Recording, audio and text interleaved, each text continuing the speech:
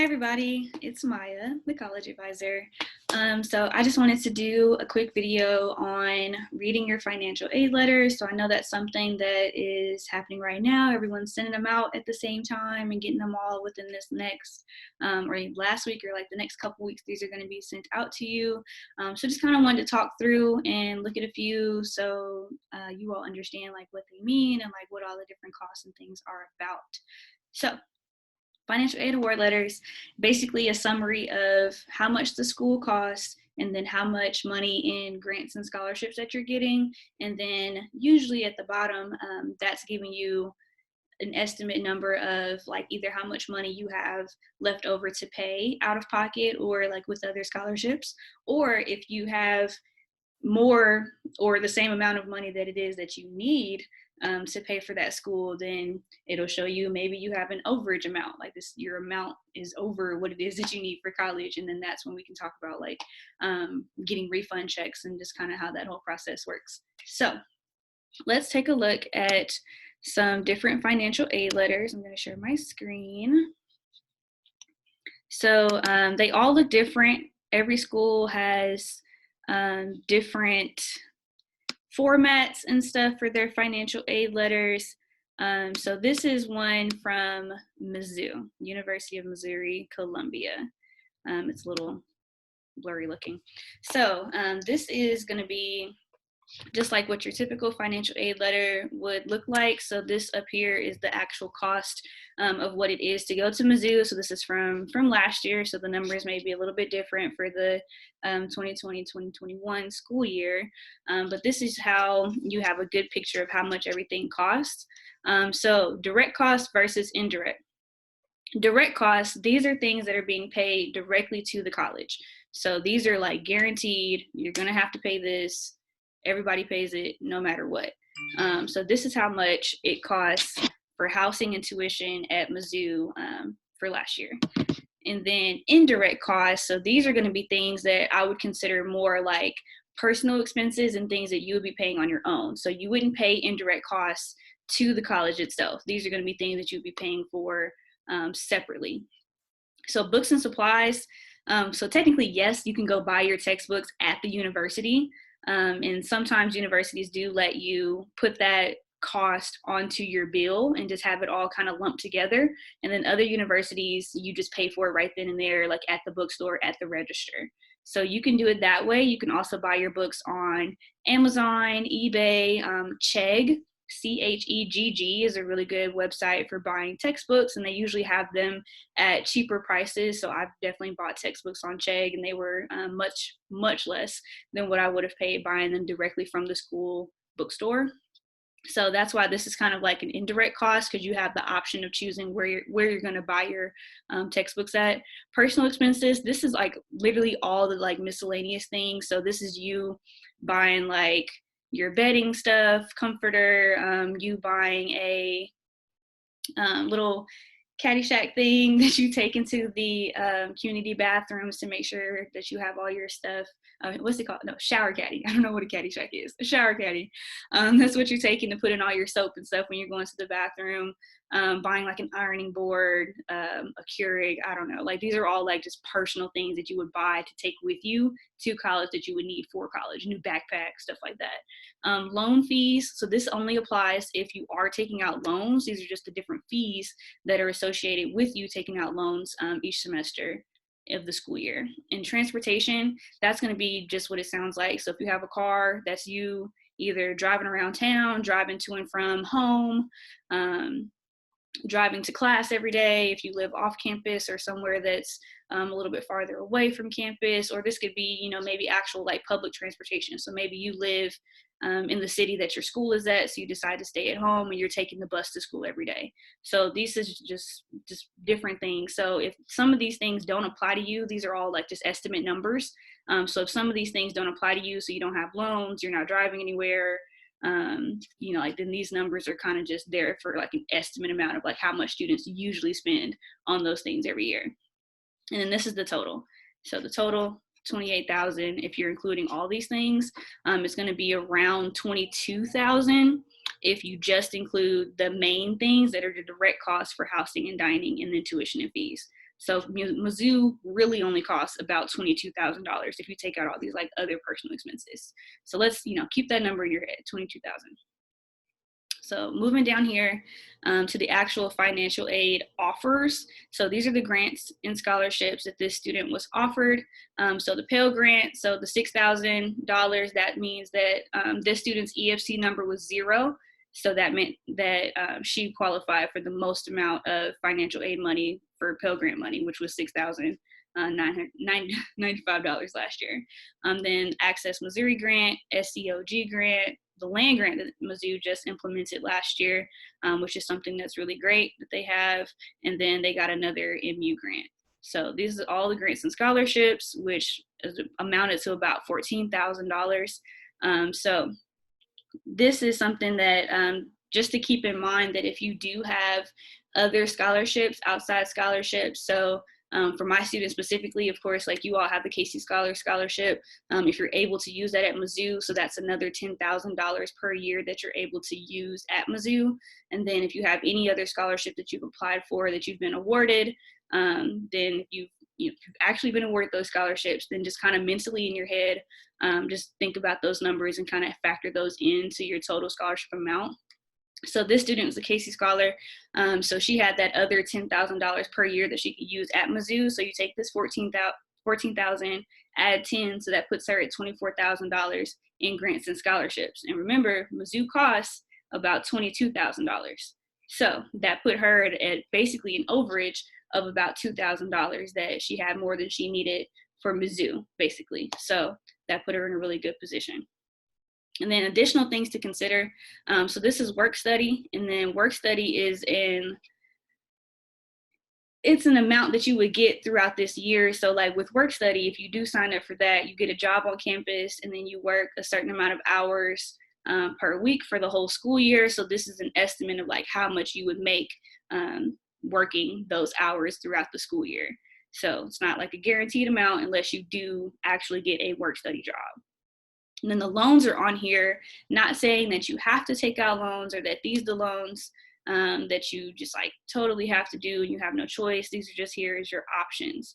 So like if, for instance, if this student didn't have the Casey Scholars, then she would have a good chunk of money that she would have left over that she would have to pay out of pocket or other scholarships, or her other option would be to take out some loans.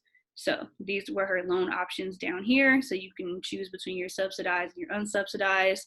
They must be repaid at some point. So when you hear about people being in debt and having loan money, this is where the loans and stuff come into play every year. And then the parent loan, that's when your parent would take over the loan, and then they're the ones that are paying for your college expenses at that point. So these are just other options. They're not required for you to do. You don't have to do these things at all. They're just there for like your other options and stuff.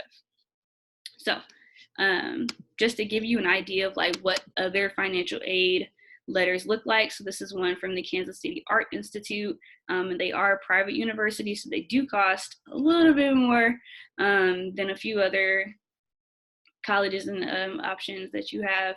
So this student had a good chunk of money in grants and scholarships from the school, and then her Pell Grant, grants from the state of Missouri, and then the student was also Casey Scholar, so they had a good enough amount of money that they could use for their institution. So that $10,000 would kind of go into here, so they would probably only have about $1,000 left they would have had to pay. So work study things, and then same thing, these are the different loan options that are down here that are listed. And then this is something that I think is really interesting. So based on the student's EFC number, this was like the amount that the college thought that they could pay per year out of their family helping in their out-of-pocket expenses.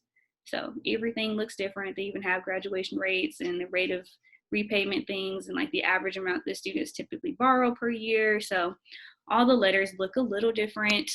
Some of them have more information than others. UMKC's letter looks very similar to Mizzou, so it just has like the actual costs. And this student for UMKC, they decided to live at home, so they only had tuition and fees was like their main cost for last year. So that $9,000 is really pretty much all they had to worry about since they were living at home with their parents. And then the indirect costs are the same. So books, personal expenses, housing and dining, that's like if they help their parents pay rent or something, or if they got an off-campus apartment, that would be like an average amount that they would pay per year. So this student really only had to worry about tuition. And then their EFC was 7,000, which put them over the amount to where they could receive the Pell Grant. So they just got the Access Missouri Grant, which was about $1,500 last year, but they were also a Casey Scholar. So that $10,000 a year covered the tuition that they needed right on up. So just really kind of the big thing is doing some math. So if you know you have other scholarships and other things coming in to help with your finances, like if you have a college savings account, think about the amount of money that you have in that savings account and how much you can use. Rockhurst's letter looks a little bit different. Theirs really just it doesn't tell you how much Rockhurst costs. So that's something that you would have to go on their like financial aid website to find out. But they just list out like how much money you have in loans, work study. They did put Casey Scholars on here. So if you are a Casey Scholar, some colleges may do that. Some colleges might not do that. It's up to the college. And then Access Missouri Grant, and then a couple other scholarships they got. So this is the total amount in grant scholarships and loans. And then right here on the paper copy, they can accept and decline their financial aid offers. So brief pause. For accepting and declining your financial aid awards, most colleges have you do that online. Some colleges, so like Rockhurst, for instance, they just had them do this on paper and then send it back to them, so they knew which awards that the student was accepting and not accepting. But most colleges have you do that online. So I'm going to pull up of course it went away. I'm going to pull up my K-State account from back in the day. So a lot of colleges use the same software. So when you log into your future college's account, it's going to look like this, most likely, because a lot of the schools use the same kind of website to do their things. So you would do like view financial aid, and I'm old, so I'm going to go back to my first financial aid letter here. So this is telling me what I got that year in financial aid. And then you can do accept and decline awards. And then that's going to take you to the page where you actually put like, I accept these awards. I declined all the loans. I didn't want to pay any loans that year. And then I left work study blank because I honestly didn't know what work study was my freshman year of college. No one explained that to me until later. So that's basically what you would do. And then you would hit submit. So that way the college knows which things you're accepting, which things you're not accepting. And those are like the big things. You're going to have to let your college know if you do have other scholarships. So you can either like email the financial aid office, or some colleges have a form you can fill out that says like, I have other scholarships coming from other places.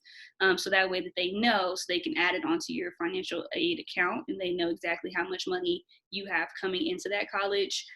So the big takeaways here are direct costs are the most important things that you have to pay, absolutely have to pay. Doing some math, so go ahead and add those numbers up so you know exactly how much the college costs. Add up the amount of money that you have on your scholarships and grants, your total amount that you know that you've been awarded, and then just subtract that number, the cost of the school versus your grants and scholarships that you have, and then whatever number you have left over, or if it's an overage amount, that's the number that you really want to focus on going into this next year. So whether you have a big amount that you have left over to pay on your own, or you have an overage that you don't have to pay because you have too much money because you're just such a great student, then that's going to be a good number that you know for a fact that you're good to go and you have everything paid for your first year of college.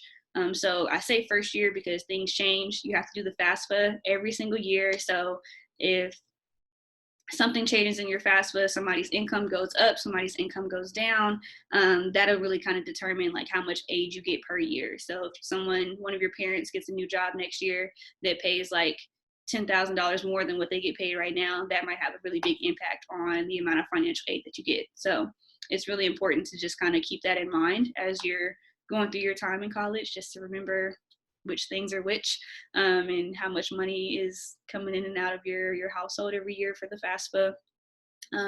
So if you have any questions, please let your college advisor know. Go ahead and send them a screenshot of your financial aid letter, or email it to them, whatever you need to do, or to me, you know, if you're my student, and then go from there. Oh, one more thing, I wrote it down in my notes.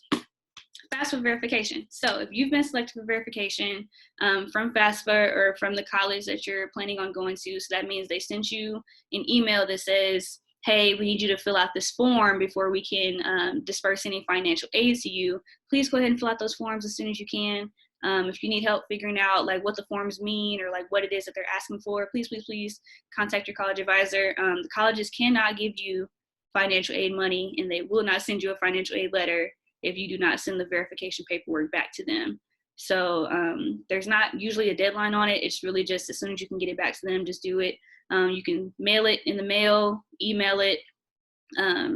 Some of the colleges, so I know like Mizzou, for instance, I think they have like a portal area where you can just upload your completed file and like paperwork form for them to check it out and like make sure that everything is filled out correctly. So just if you have anything to do with that, feel free to contact me or contact your college advisor to let them know, so that way we can get you settled and get you figured out so you can get your financial aid letter and figure out how much money you need or how much money you don't need going into this first year of college.